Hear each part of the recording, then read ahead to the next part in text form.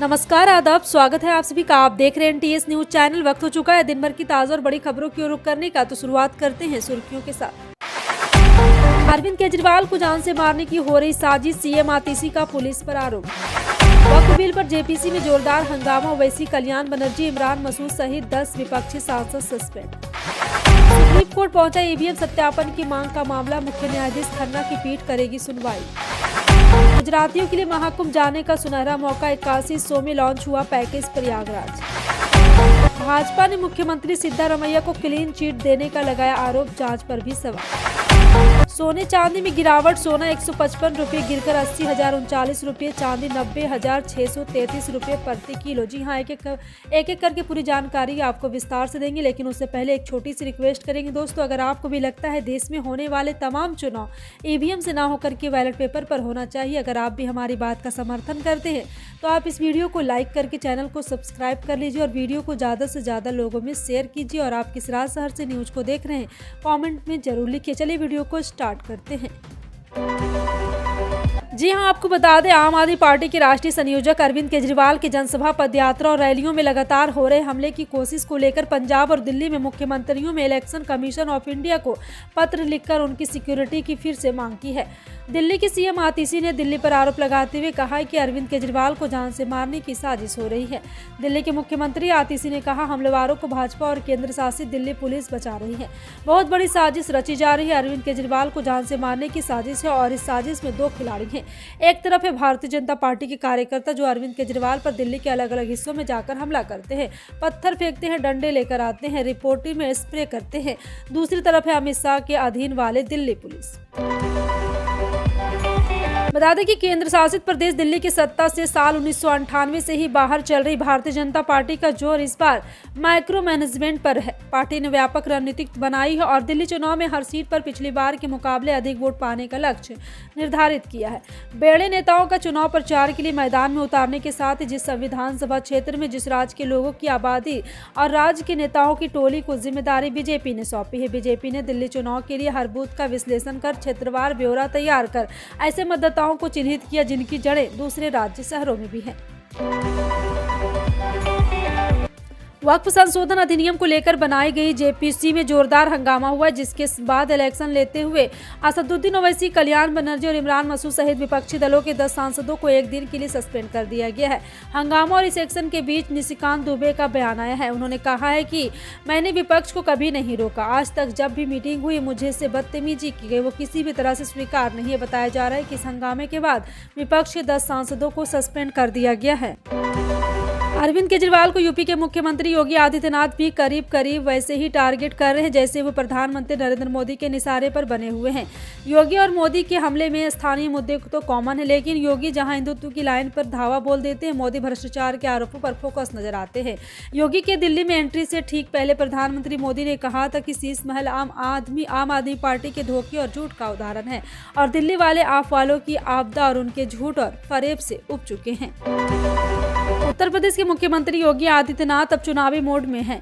प्रयागराज के महाकुंभ में डुबकी लगाने और कैबिनेट मीटिंग के अगले ही दिन सीएम योगी ने दिल्ली चुनावी जनसभा कर सत्ताधारी आम आदमी पार्टी और अरविंद केजरीवाल को घेरा था।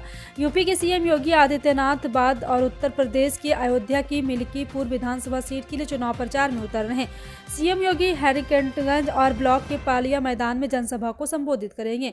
मिल्कीपुर उपचुनाव के लिए चुनाव कार्यक्रम का ऐलान होने और आदर्श आचार संहिता लागू होने के बाद मिल्कीपुर विधानसभा क्षेत्र में सीएम योगी की ये पहली जनसभा है। भारतीय जनता पार्टी के जिलाध्यक्ष अयोध्या संजीव सिंह ने कहा है कि सीएम योगी की जनसभा पहले 8 जनवरी को प्रस्तावित थी। पालिया मैदान में ही जनसभा का कार्यक्रम तब आदर्श आचार संहिता लागू हो जाने के कारण स्थगित करना पड़ा था।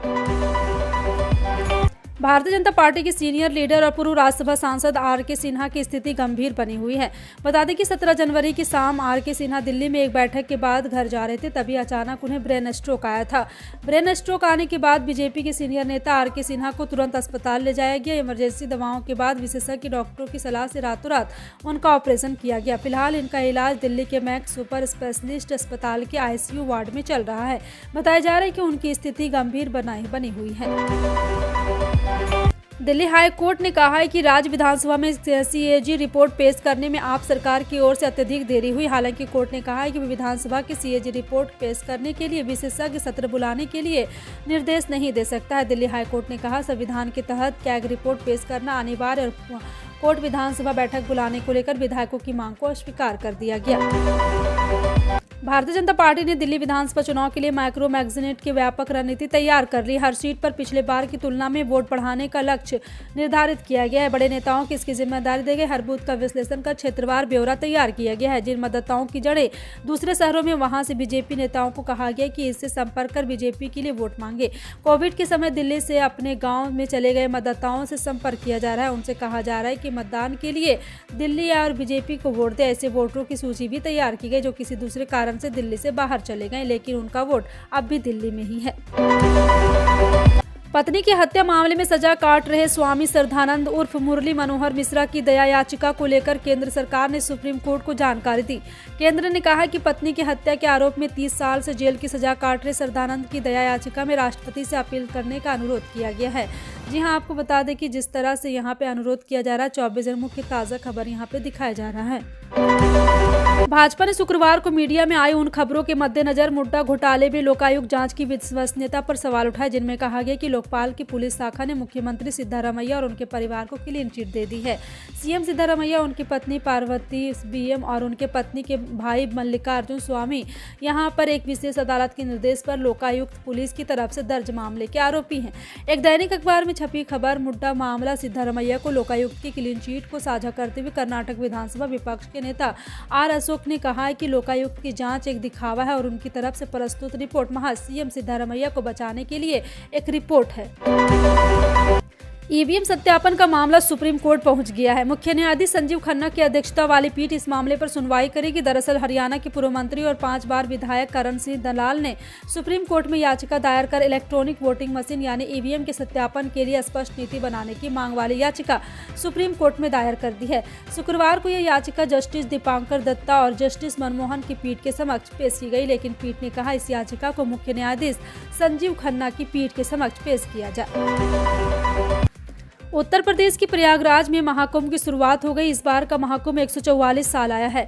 इस मौके पर देश भर के कोने कोने से लोग महाकुंभ में आ रहे हैं। ऐसे में गुजरात से महाकुंभ जाने वाले लोगों के लिए मुख्यमंत्री भूपेंद्र पटेल ने खास तैयारी की है।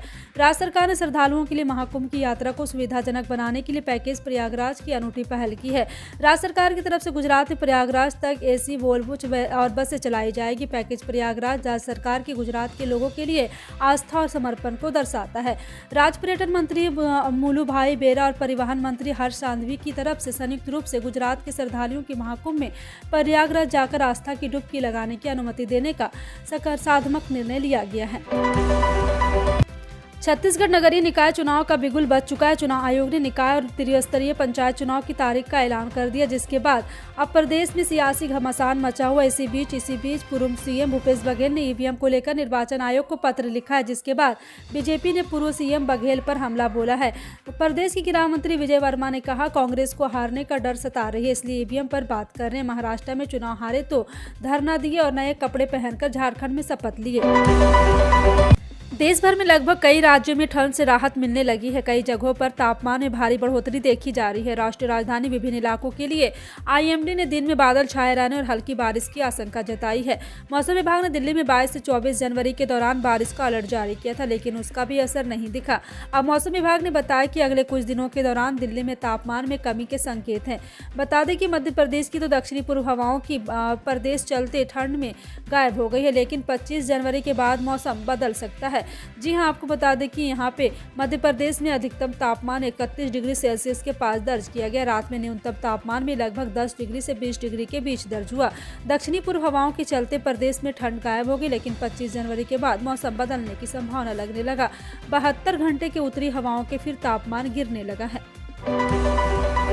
सोने चांदी के दाम में यानी 23 जनवरी को गिरावट रही और 24 जनवरी Indian bullion and jewellers association के मुताबिक 10 ग्राम 24 कैरेट सोने का भाव 155 रुपये गिरकर 80,039 रुपये हो गया। इससे पहले यानी बुधवार को भी सोने ने 80,194 रुपये प्रति 10 ग्राम पर ऑल टाइम हाई बनाया था।